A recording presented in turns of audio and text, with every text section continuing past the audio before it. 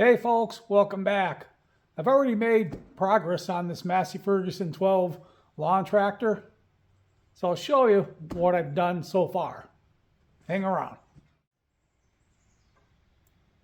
So I'll give you a quick recap here. I bought this 1971 Massey Ferguson 12, a little lawn tractor a few weeks back, and go over a couple of the things that I found wrong. So let's start with the mowing deck first. So I had mentioned in the prior video that the deck was frozen in place and I couldn't budge the lever here. So that was a simple matter of I just have to pull back, take the tension off the lever there in the latch, and it drops right down. So now one problem is the little button there, it does stick. So I'll have to drop some oil down in here and see if that takes care of it. But I can pull it up, and if that latch, sometimes the button pops up, sometimes it doesn't. So this time it's not going to. So let's see if I can just pull it up this way. There, so now it's back up. So I think that'll be a simple fix, just dropping oil down in there. I'll get that done today. And then, so my son-in-law was here yesterday. We were looking at this. He actually figured that out. So it's nice to have a young brain here to go over things that I've forgotten. So years ago, I would have tried that right away, didn't think of it. And then I showed him what was happening with the solenoid and the starter. He said, well, did you try banging on the starter with a hammer? The old trick. And I had forgotten about that. So we banged down the starter with the hammer, and it worked. Well, kind of. Back to where I was when I looked at it, when I looked at this tractor to buy it. So now the starter will engage, but I'll show you what happens. So let's see, where's the button here? So it seems to stop. I don't think there's a lot of oomph in the starter, and it seems to stop on the compression stroke. So watch.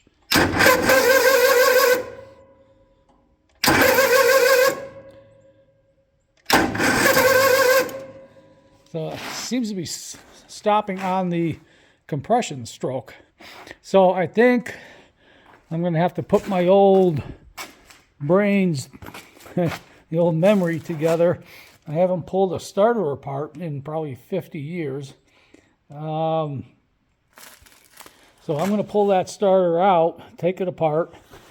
I guess I've got nothing to lose. Take it apart, see what it looks like inside. Maybe there's some brushes that need to be replaced, or there's some needs cleaning. Who knows? So I'm going to go back to my youthful days and things I used to do back then. So that's about it. That's not a lot of progress, but to me it's kind of two big steps.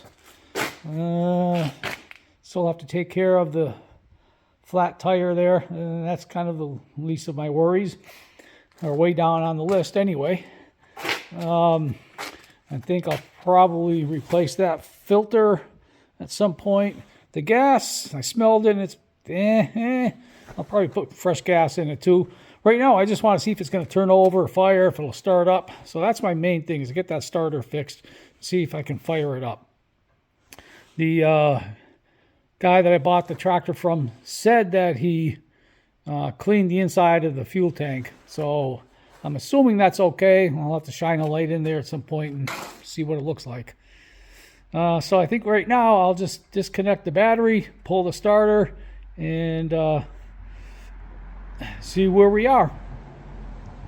So I'll bring you back on that. All right, so I'm going to bring you back for this part. So the lower bolt for the starter was a real pain to get out. So there's just some of the tools I tried. I was trying different things to get that bolt out. And I'll show you where it is. See if I can turn the light on. There we go. So there's the upper bolt right there. That came out real easy. this bolt down here, let me get this, and look at this. This is the hot wire that goes right there for the starter. And look how long this thing is. I have a feeling it's probably a replacement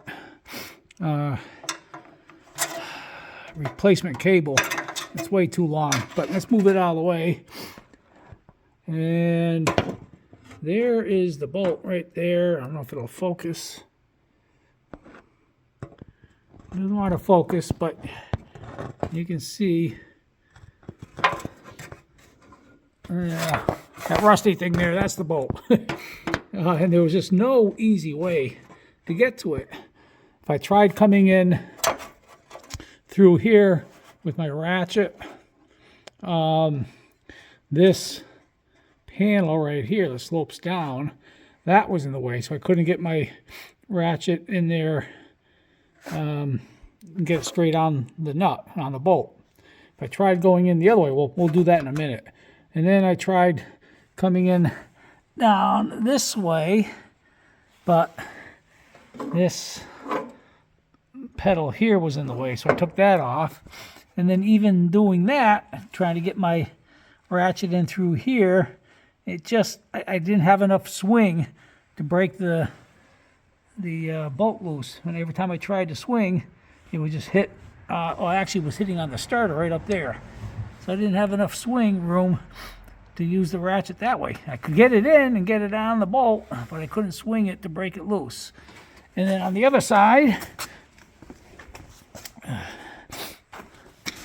on this side here, I thought, well, this is going to be the secret to get into it, right? But this is in the way, and this is in the way, so I couldn't get the ratchet in there. So I tried different combinations with swivel sockets and universal things, and nothing would work. So what I ended up doing was using, well, let's see, I used this little wrench right here.